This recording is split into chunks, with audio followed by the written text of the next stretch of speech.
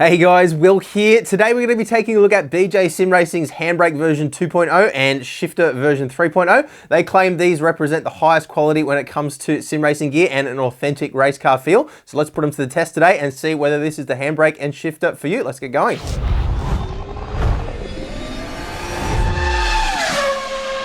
Okay, so if you have a look at BJ Sim Racing's website, which I've linked down in the description below, they actually have the Handbrake on sale at the moment for 165 euros. The Shifter is 206 euros or around about that price. So you can shop around. The pricing does vary quite a bit. I have seen these on sale and off sale in a few different places. I know Pagnan Imports, which we have an affiliate link for in the description down below as well if you want to help support the channel. They have the Shifter available for 550 Australian dollars. Don't have the Handbrake listed on their website at the moment. Now, one thing you might notice with the Shifter in particular is that this one doesn't have a mechanical lockout lever. Looks kind of like a brake lever on a push bike or a clutch lever on a motorcycle.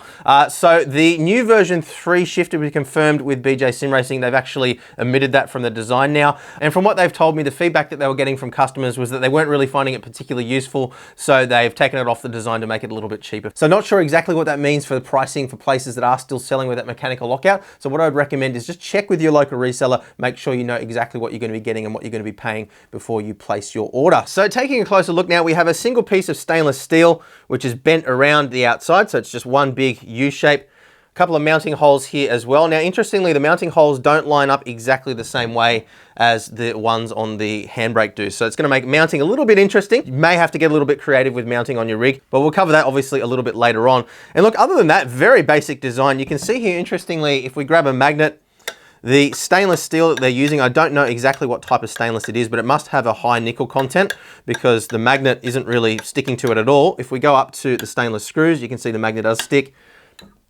Our billet aluminium shaft here obviously isn't magnetic, but then if we go around to the side, you can see here the steel they're using for these inner plates is quite magnetic. Now, the reason for that is, of course, if we have a look inside here, you can see a couple of magnets which will of course influence the way the Shifter feels. And other than that, it really is a very basic design. So you can see a little micro switch here on either side, one on the back, one on the front. Those levers, which you can see are obviously actuated when we move the Shifter forward and back. Now, the Shifter is so stiff, I can't actually actuate it on the table here. So we'll get this mounted up. But yeah, very simple design. If you have a look in here, you can see they've filled it up with some sort of an epoxy or resin, which kind of keeps everything assembled there. So we can't really see how the electronics work in there. But if we flip it around to the front, you can see a 3D printed enclosure here. They have actually slimmed this down since the previous generation as well, so it makes it a little bit easier to mount things side by side if you wanted to put the Handbrake right next to it on this side, for example. So all the electronics are all housed inside this little 3D printed assembly. It is all kind of sealed together with that resin or whatever that material is inside there, so we can't actually see the electronics at all, but very simple plug and play design. You simply plug it straight into your PC. Doesn't require any drivers or software. All you need to do is just map the controls in the game and you are good to go. Now, just on the subject of connectivity, there is an Xbox and a PlayStation version available in addition to the PC version, which we're looking at here today. So just make sure you select the correct one for you when you're ordering one of these.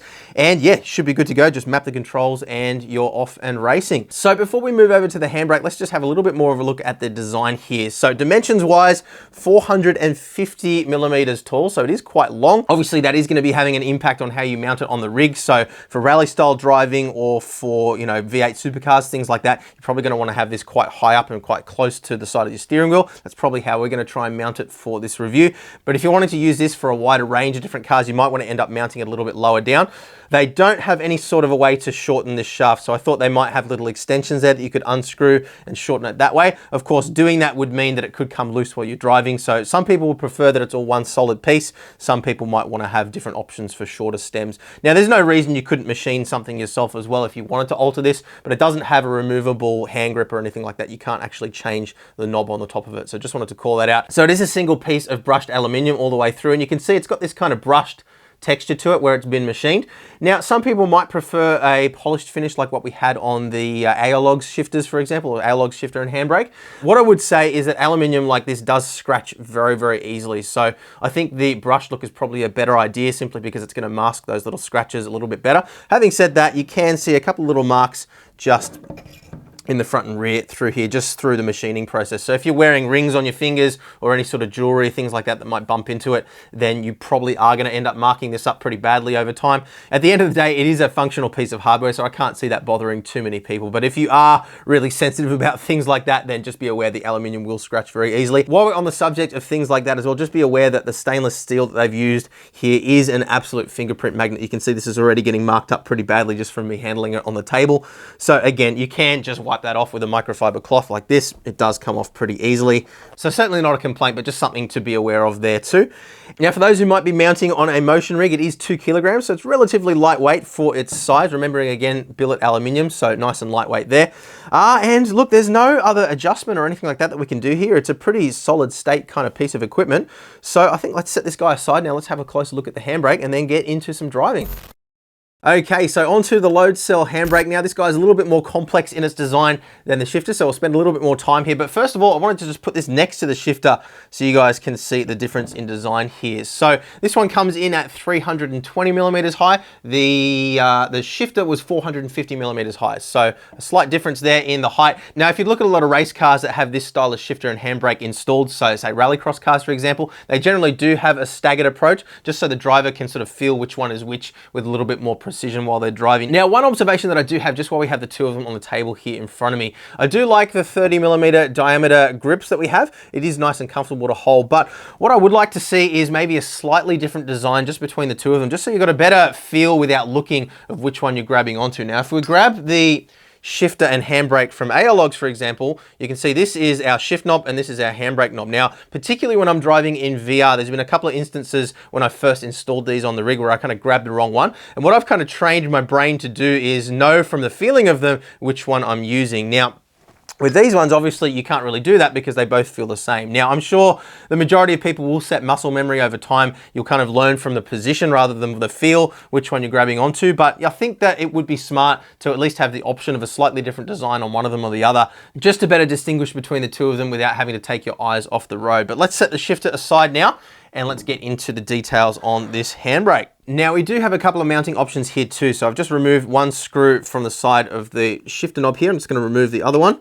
What we can do is pivot the entire knob around. So we might need to just loosen off one of these two just to make it slide a little bit more easily. So just crack there we go. That should make it work. There we go. Okay.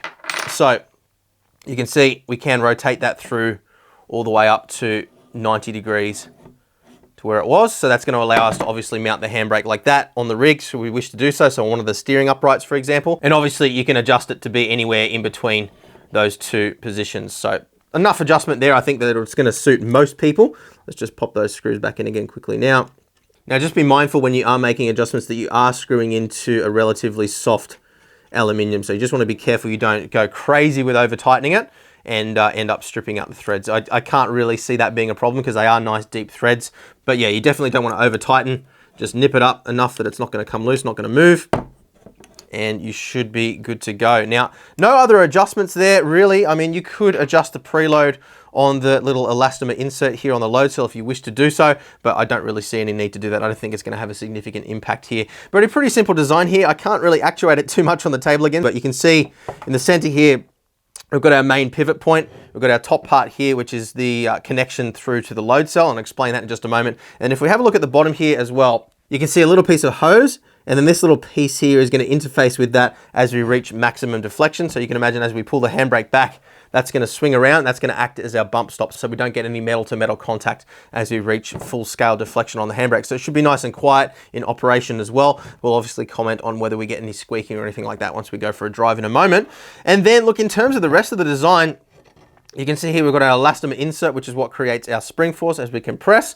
And interestingly, the 200 kilogram load cell that we see here is the exact same model that we saw on the Husingvarel Ultimate Plus brake pedal that we reviewed just a little while ago here on the channel. So interesting to see that. But what happens here is very basic. As you pull on the lever, you're measuring the deflection in the load cell itself. So you can see the top half is connected to the shaft here. The bottom half is connected to the housing. So as we pull on the handbrake, there's a slight deflection in the load cell that is measured. That's outputted as a voltage, which comes through to our little amplifier, and then we've got a USB plug on that, as you can see, which plugs into our PC. Now, unfortunately, I can't crack this open and show you because it is a 3D printed enclosure. And you can see it's actually slightly deformed on the top there. It looks like either it got really hot in the sun when it was being shipped or something like that and melted a little bit, or maybe that's just a manufacturing defect, but it is what it is. But this is glued together, so I can't just pop that open and show you guys, but it's a Leo Bodner 16-bit controller in there. So load cell connects to one side, it's basically an amplifier, and then the other side connects to a 1.5 meter long included USB cable, and then that connects through to your PC. So 16-bit, as I said before, which means 65,535 points of resolution throughout the stroke. So 65,000 different points that it's measuring as you pull back through that range of motion. So we'll talk about the range of motion a little bit later once we're up and running on the rig too. And yeah, that's basically it. As we mentioned before, just in case you were skipping through the video, the mounting that we have between the handbrake and the shifter is slightly different. So we are going to just need to account for that when we go into mounting. And we do have included in the package for both the handbrake and the shifter some little T-nuts too. So these basically just slot into our profile, assuming that we are mounting on a profile rig, and then screw through from the top. So very simple to install. But I think that's pretty much it in terms of hardware. I think we've covered everything we need to. So let's get it mounted up on the rig now. We'll show you how they actually look in action and then do some driving tests.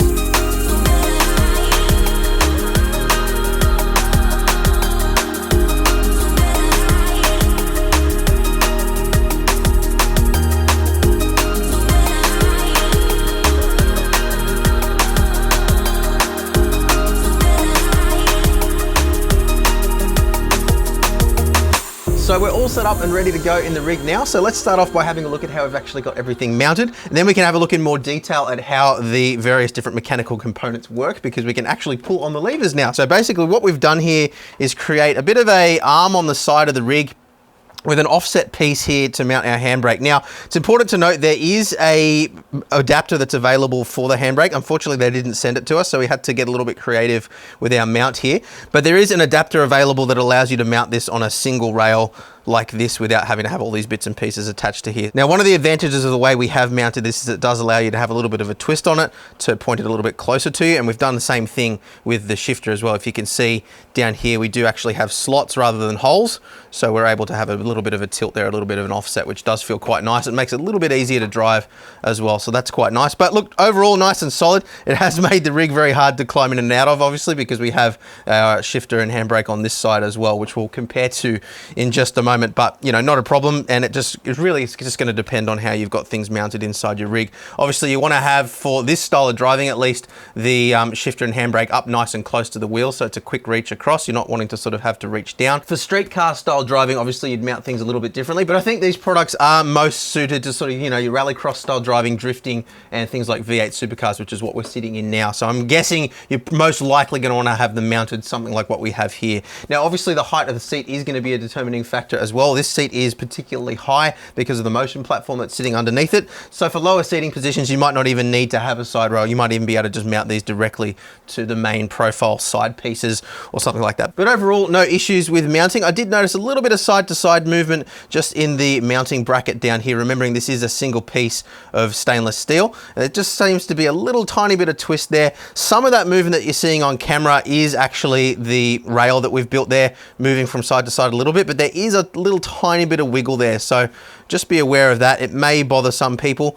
We did end up adding a couple of washers here which weren't included in the mounting hardware, just to sort of try to mitigate that. I don't think that's going to be a problem for anybody, but if the metal was a little bit thicker, most likely it would you know, mitigate that tiny little bit of wobble that we have there, but really it's not a big issue. But otherwise, there's no play in it whatsoever. It feels nice and solid in that sense. Handbrake does have a little tiny bit of slop in it just in the initial take up through the load cell, but again, we'll talk about the handbrake in just a moment. So let's have a closer look now at how the actual mechanisms work now that we can actually pull on the levers. Now it's mounted to the rig. If you have a look at the mechanism here, there's a couple of things that are going on. So when we pull the lever towards us, so shifting down a gear, you can see the magnet releases, and it is a very strong magnet. I don't know exactly how much force that is. Unfortunately, I don't have a strain gauge, but I don't think that's a really particularly helpful number anyway. I guess the main thing is here to sort of highlight that it is a very kind of mechanical feeling, and it does actually very, I guess, authentically represent what it feels like to slam a gear into position in a real life mechanical sequential gearbox. So it is quite a nice feeling there, but we'll talk about that a little bit more later. But you can see as we pull on it, the magnet does release, and then if you look on the top side here, there's a little spring as well, which squishes up. And if you look just down in there, I don't know whether you'll be able to see very clearly, but you can hear the little click there of the micro switch. So the magnet releasing doesn't actually activate the switch. It's pulling it all the way to the maximum threshold, which actually does activate that. And then you've got a nice hard stop there when you get to the end as well, so it doesn't pull any further. And there's no kind of flexing or anything like that when we pull on it. It's a very intentional kind of feeling. So you get that kind of two-stage effect going on there if you do it slowly. But in reality, because it is so stiff, when you're yanking on it, it's a very kind of clunk movement, but it kind of has that two-stage feeling to it. So you feel that initial force that's required to actually get it moving. And then after that, you're gonna got that nice cushioned spring effect. So as I said before, it does actually feel very authentic. And if we compare it to something like the analog shifter, the amount of force that's required to pull on this lever is probably about a quarter of what you have on this one. And while this one feels, you know, very mechanical, feels like you're actually mechanically moving gears around inside a gearbox, this feels a lot more like what you would have in a modern street car. So say something with a dual clutch transmission or a ZF gearbox or something like that, where it's actually an electronic switch which is telling a computer what to do rather than mechanically moving gears around inside a gearbox. So I'd say for general street car driving and sort of, you know, modern race cars, things like that, then this is probably a little bit more authentic to that kind of experience. But if you're driving something like a rally car, drift car, or, you know, some sort of an old school street car for, you know, that kind of style driving there, or V8 supercars obviously would be a key one, this is a lot more authentic. So it really just comes down to the style of driving that you're doing. But we'll elaborate a little bit more on comparisons between different shifters and what they're really suitable for in the conclusions of the videos. So let's go for a quick drive now in the V8 supercar around Mount Panorama in Automobilista 2. We'll talk about the experience driving with the shifter, and then we'll get into the handbrake calibration and adjustment of that a little bit later on. And just quickly on software, remembering again, of course, that the shifter is completely plug and play. All you need to do is just plug it in and map the controls to shifting up and shifting down. That's literally it. There's no other software to install. So let's get going here. All right. So immediately just slamming through the gears, really enjoyable and more immersive experience than I'm used to. So it's adding another layer on top in terms of realism. Let's try not to crash. Very lively in the back end, these cars. Slam down a gear, down another one. Whoa, that was close. So, yeah, what I would say, whoa, keep it off the wall, cold tires. What I would say is, you know, it's definitely not for everybody. It is very authentic when it comes to driving these styles of cars. And I have driven, not a V8 supercar, but I have driven a couple of, you know, sequential boxed race cars in the past. And it does feel very authentic in that sense. So if you're driving a lot of street cars, things like that, I'd say, you know, might not be the shifter for you. But if you're primarily driving these kinds of, you know, mechanical style race cars that don't have electronic buttons for shifters, then very authentic. Now in terms of position and everything as well, we're able to get this in a nice position. The amount of throw is nice as well, so it's not a huge amount of throw that kind of, you know, is unnecessarily long, that makes you sort of have to yank the gears into position. It's just a nice sort of purposeful clunk. We'll slam down through some gears through here again in a moment. Down. Get it turned in. All right, we'll go for one more lap now the tires are warmed up.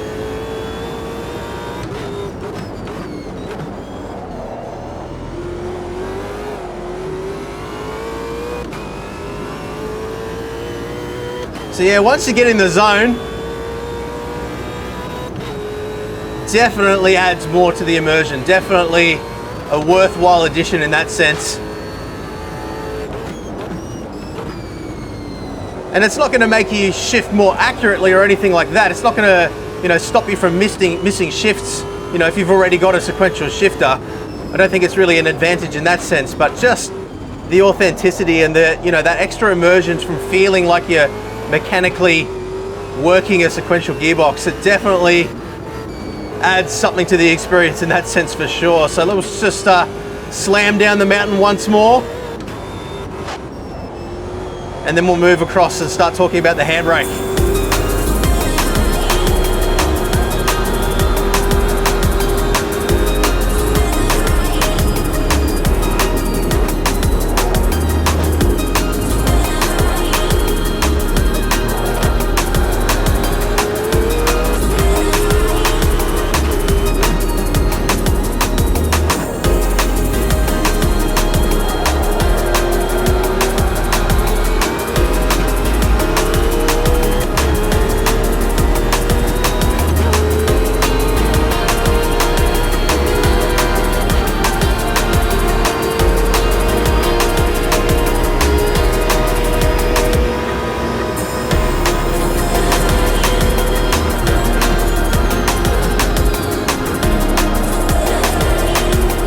Little out of shape.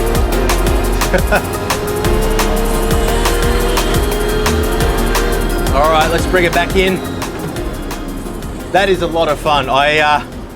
Honestly, I didn't expect it to add that much to the experience. I kind of didn't think it would make a big difference over the analog shifter. Again, remembering it is dependent on the type of car you're driving, but that is a lot of fun. So let's jump in and talk a little bit more about the handbrake calibration and adjustment there. And then we might go for a drive in a rallycross car, I think, and bring everything together, then talk about our final conclusions. So in terms of calibration with the handbrake, a little bit more involved. What I would recommend you do is jump on the BJ Sim Racing website, download the soft version of the instruction manual, and go in. There's a couple of links in there to download the software that you're gonna need. Now, assuming that you haven't changed anything in terms of the preload on the elastomer spring for the handbrake, you shouldn't need to do any calibration in the LC USB configuration tool, simply because it is calibrated from factory. But if you have made any adjustments there, you will need to recalibrate. So let's just run through that process quickly first. I'm gonna hit restore defaults here just to show you this process from its start. So we're gonna hit restore defaults.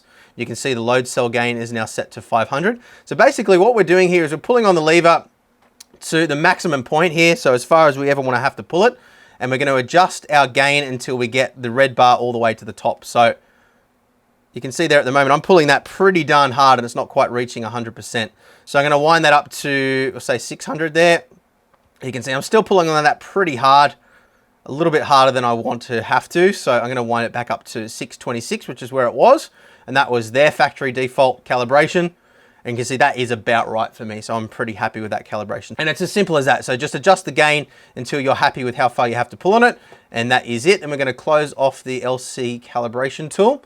And now we're gonna open up DI view. So that's a separate download, which you'll grab from the instruction manual too. And with DI view open, we're gonna click on edit. We're gonna click on settings. Make sure we have our load cell interface LC USB selected. That is the load cell for the handbrake, of course. And you can see all the other bits and pieces that I've got here. Now, depending on what you have connected to your sim rig will stipulate what you see here, but just make sure you have load cell interface selected. Click on OK. And we now have this little graph here, and you can see the little arrow pointer moves up and down as I pull on the lever, and we've got a range from 0 through to 65,535, remembering that we are 16 bits. So we've got 65,535 points of resolution. We're gonna right click, we're gonna click on view raw data. And now down the bottom here, you can see we've got our raw, and then we've got the value that's actually being sent through to the sim. And you can see the red line at the bottom is the value that's actually being sent through via Windows. And as I pull on that, you can see it's reaching 100% much sooner than the raw data is. So that means that our calibration is way out at the moment. So we're gonna click on calibration. Now the instruction manual says to set the minimum to 200 steps higher than the value that appears when the parking brake is not activated. So just sitting there. So if we have a look down at our raw data, you can see it's flickering around sort of 280, 290. So we're gonna take the upper end of that, we'll say 300. And then you wanna add 200 on top of that as well. So let's go 500 for our minimum value. And what that's gonna do is it's gonna give us a little bit of dead zone there. So what's gonna happen is we've got that little bit of play in the shaft that you can see. We're not gonna account for that in our calibration because we don't wanna be sort of resting a hand on there, having it putting handbrake on without us intending to do so. So that little bit of dead zone is gonna deal with that. Now, because we already calibrated the maximum point inside the Leo Bodner app, all we're gonna do here for our maximum is set it to that 65,535 value. So 65,535. And then we need to take the average of the two. So what we do for that is we grab our calculator. So we go 65,535, which is our maximum, plus 500, which is our minimum, hit equals, and then we're gonna divide the answer by 2, and that is gonna give us our average. So we've got 33,017, and then we hit OK. And now what you should see down the bottom here is your raw data should match pretty closely to the data that's going through Windows. So you can see we've got that little bit of dead zone there, which we're accounting for. So you can see I have to pull on the lever a little bit before it starts to actually give us a reading inside the sim, which is what we want. And then as we pull it to 100%, it's going to go all the way to that 65,000 mark, as we saw before. And that is it. That is how you calibrate inside DiView. Now, because the DiView calibration doesn't have an impact on iRacing, we will need to calibrate there too, which I'll show you in just a moment. But for now, let's just jump in and have a closer look at exactly how this handbrake operates. So as we showed in the hardware overview section before, we're pivoting on this point here. As we pull, we can see the elastomer compressing, and you can actually see the deflection in that load cell. So this is what we were talking about before. That deflection between the bottom half and the top half, so the difference between this half and where it's mounted to the enclosure, is actually what we're measuring in that load cell. So we've got a maximum of 200 kilograms of force, which we can measure before we go outside the range. And you can see how that elastomer is compressing. Doesn't appear to be blowing out or even close to blowing out or anything like that. So I don't think we're going to have any issues with longevity here. I don't see any need to increase the preload on that elastomer either. I feel like where it's come from factory is pretty good. There's a little bit of slack there, as you mentioned before. But, I mean, you're going to get that in a real car as well. At least all the ones that I've ever driven with handbrakes of this style will have a little bit of slop in them. So I think that, you know, that feels pretty authentic, and it's certainly nothing to worry about. Remembering again that we can calibrate that out should we wish to do so with our dead zone adjustment that we just looked at. And the hard bump stop at the end as well does feel nice and soft. There's no noise there. You'll notice as we pull it all the way through, that noise that you're hearing is actually my chair moving around a little bit on the motion platform. So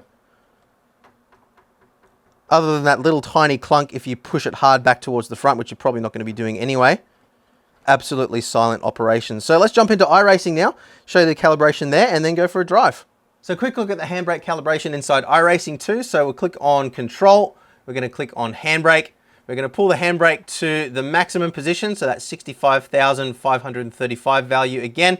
And then rather than releasing it all the way back to complete zero, we're going to add a little bit of tension there, just for that little bit of dead zone, so that if we're resting our hand on the handbrake, we're not accidentally activating it without intending to do so. So we're going to, a little bit of tension there, click on Done.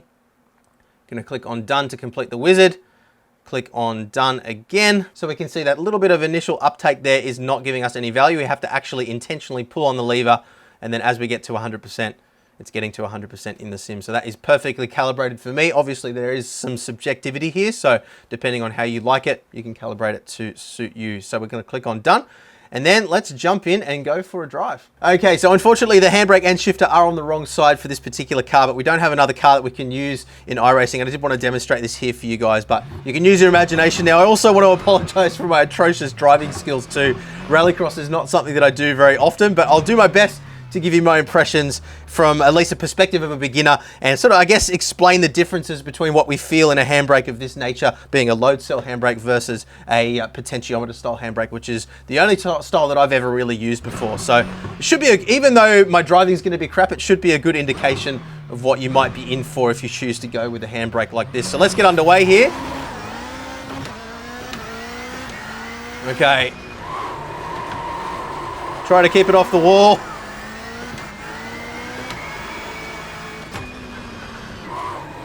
So yeah, it's weird because you're using the pressure to initiate how aggressive you want the slide to be.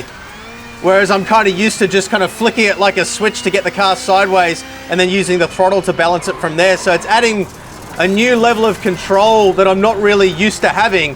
So it's going to make me slower initially, but for those who are more accustomed to this style of driving, definitely going to be beneficial, I would imagine. And again, I'm not the world's expert here, so I'm not going to pretend to be. I can only give you my impressions and my observations based off my limited experience with this kind of car, but it feels very natural and intuitive to drive. It's just I'm not very good at it.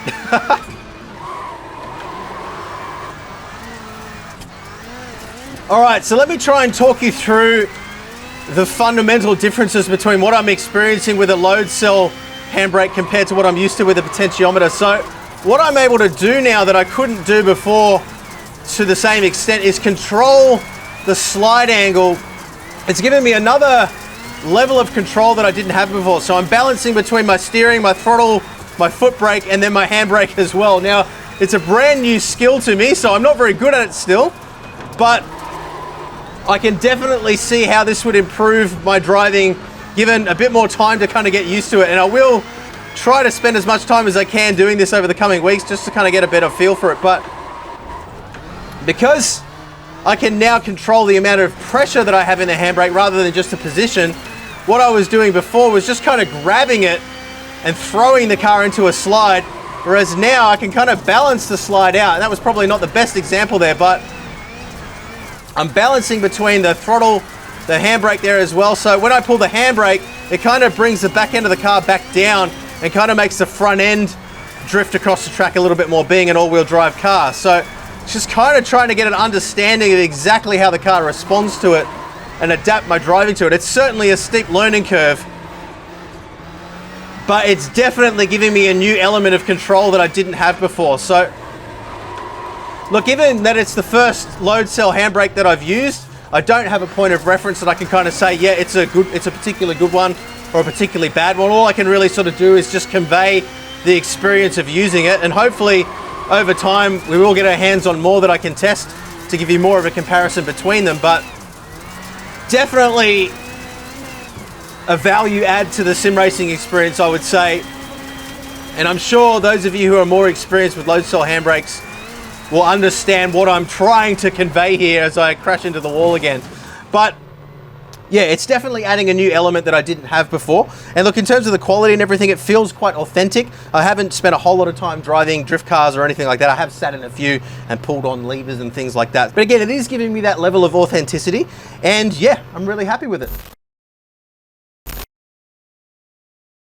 Okay, so conclusions on the BJ Sim Racing shifter and handbrake. Now, start off with the shifter. I think that this has turned out to be a lot more of a niche product than I expected it would be at the start of the review. I think it's really, really great at what it does. If you're after a large style, hard mechanical kind of shifter like this for V8 supercars, you know, rallycross and all the kinds of things that we tested in today's video, then yeah, it's absolutely fantastic. It has a really nice, genuine kind of mechanical feel to it. It really does give that impression of clunking gears into, you know, into physical position inside a mechanical gearbox. So does a really good job of that. Where I would say it doesn't necessarily fall over by any means, but what I want you guys to consider is the types of cars that you're going to be driving. If you're primarily spending most of your time in those styles of cars, then yeah, I think this is a really great shifter. I think if you're spending more time across a variety of different types of cars, then maybe this isn't the right product for you. I've been running the analog shifter on my rig for the last year, for example, and while it definitely doesn't feel as authentic as this does for those particular styles of cars, I think it's probably a better all-rounder because you can kind of jump into any style of car and get a good kind of authentic experience. Now, remembering different types of cars do have vastly different kinds of mechanical feel. Street cars with sequential gearboxes, at least out of the factory these days, will most likely come with an electronic switch that has some kind of a mechanical feel to it, but that is more closely replicated by something like the analog shifter or even the Fanatec shifter, for example. And I think, remembering again that I haven't tried every single shifter out there, so it's not possible for me to compare across everything, but I'd say, at least from the ones that I have tested, I'd say the Fanatec shifter, the H pattern and Sequential, is a really fantastic example of an all-rounder. It feels quite good, quite authentic when it's when you're going through a sequential shift, but it doesn't feel over the top like something like this does for a, you know, a street car or, you know, something like that. So definitely worth your consideration if you're looking at that style of driving, but if you're looking for the best all-rounder, probably not the shifter for you. Now, there are a couple of other little things that I would like to nitpick about this. I think, again, when you factor in the price, it's certainly not cheap for what it is. And, you know, I would like to see, again, they have slightly rounded off the edges on this metal compared to what we saw with the BJ Sim Racing pedals that we reviewed a little while ago, but it is still, you know, sharp enough that if you were to trip over and bang your hand on it or something like that, you could cut yourself quite easily. So I would like to see that filed down maybe just a little bit more. And other than that, it's really just little nitpicks. I would like to see some sort of a plastic shroud around the switches that are in here, just because I can see this sort of picking up dust and debris over time. You know, if something were to fall in there and block the switch, that could cause the switch to not only get broken, but it could cause it to start malfunctioning while you're driving. And I just see that as an unnecessary risk when it comes to reliability with this shifter. Not a big fan of 3D printed plastics either on something that costs this much money. I would like to see, you know, injection molded plastics or something something that just looks a little bit more professional in that sense. But again, in terms of pure functionality, it does the job really well. One other nitpick that I did have when you package it together with the shifter is I would like to have a different style knob across the two, like what we saw with the analog shifter and Handbrake, for example, just so that if you're playing in VR, you've got a better way to kind of feel which one you're grabbing onto. It's not going to be a problem for the majority of people, I don't imagine, and you would kind of set your muscle memory around it over time, but just little attention to detail, things like that could make a difference and an improvement to the product. So again, subjective, you might disagree with me there, but that's just something that I would like to see. But other than that, I think the shifter does a really good job at what it sets out to do, and I think it does deliver on expectation in that sense. It does market itself as an authentic feeling shifter, and at least in the sequential box cars that I've driven in the past, there's not that many of them, but I have driven a few, it does genuinely feel quite authentic. So thumbs up there. Now onto the Handbrake. You would have seen I was struggling quite a lot with my driving simply because I've never used a load cell handbrake before. And I think that's probably actually kind of a good thing for the review video because it shows the stark difference between what you get from a potentiometer style handbrake, which is what I've used before, where it's the position of the handbrake that makes a difference versus the amount of load that you're putting on the load cell. So what this is really doing is it's adding another level of control on top of what I've experienced before. And I think that's really where the value is in a load cell handbrake in general. What I found when I was driving this, and the reason why I was struggling so much is because, you know, normally when I drive any sort of rally style car, what I'm doing is I'm kind of using the brake and the throttle and the steering input to kind of balance the car and find the right slip angle and sort of, you know, drift around the corner. And I normally would just use the handbrake to kind of start and initiate that slide. So I'll pull the handbrake, get it to 100% straight away, get the car out sideways, and then kind of, you know, feather the throttle and the brake and the steering input from there to kind of balance the car through. And what I found with this is this gives us this whole extra layer of control where we can also use the pressure on the handbrake to control that slip angle as well. So what happens is as you kind of slow down the rotation of the rear wheels, the front end on a four-wheel drive car starts to come around a little bit. It reduces the angle of the slide once you're already initiated. And that is really what I kind of need to get my head around when I'm driving. So I think for those who spend a lot of time doing that style of driving, then yeah, you're definitely going to benefit from something like this. I think if you're just wanting a handbrake that you can use to, you know, launch a car off a start line on a, you know, a road circuit or something like that, then this is probably going to be overkill for you. It does look cool and it does feel really nice, but for me, I didn't really have any advantage for road racing, at least over a standard kind of potentiometer handbrake. So I'd say, you know, again, it is probably less of a niche product than the shifter is, but it's certainly something that you don't want to just go out and spend the money without considering whether you're actually going to benefit from what this has to offer. But look, in terms of the build quality, pretty much the same nitpicks as I have with the shifter. We don't have the exposed electronics on this like we do with the shifter, so I'd say overall the quality is probably a little bit better. We didn't have any problems with noisiness or, you know, anything working its way loose during the time that we did test it, and we will probably put this back on the rig for a while at least to test it out a little bit further and let you go if we do run into any issues. But look, build quality wise seems really good. Exactly the same load cell that we saw right down to the model number on the HE Ultimate pedals that we reviewed recently as well. So good to see they are using good quality products there. And yeah, look, in terms of mounting as well, as we mentioned, it was a little bit tricky to get mounted on our rig, but they do have that adapter plate, which I would definitely recommend you take a look at if you're ordering one of these for yourself. That makes it a lot more easy to mount on a single channel piece of profile, like a piece of 40/40 or a you know, 80/40 on its side or something like that. So consider that if you are buying one of these. Adjustment wise, it has everything that I think you're going to need as well. We didn't find the need to adjust the preload or anything like that. And again, it just kind of has a really good authentic feel to it. So I think that pretty much summarizes everything I can say about the shifter and handbrake. As I said before, I'm not all that experienced with driving with this kind of handbrake, so I can't really offer all that much beyond what I've said already, and I don't want to pretend to be an expert on something that I'm not, but I can comment on the build quality, and you know, I think that it does a good job in that sense for what it is. I don't think that it's unnecessarily expensive for what it is either. There are obviously more expensive options out there or cheaper options, and it's just going to come down to ultimately what's going to suit your needs best and of course your budget too. So I hope this video has helped you guys out. Please do leave a thumbs up if it has. Consider subscribing as well so you don't miss future videos. And if you do want to pick one of these up, we'll put some links down in the description below for you guys. The Pagnian Inputs link that you see down the bottom there is an affiliate link too. So if you do purchase through them, it will send a small commission our way, which helps out with the channel. So thank you so much for the support there. And thanks once again to BJ Sim Racing for sending these through to us to check out. Yeah, guys, thank you very much for watching, and we'll see you again soon. Bye.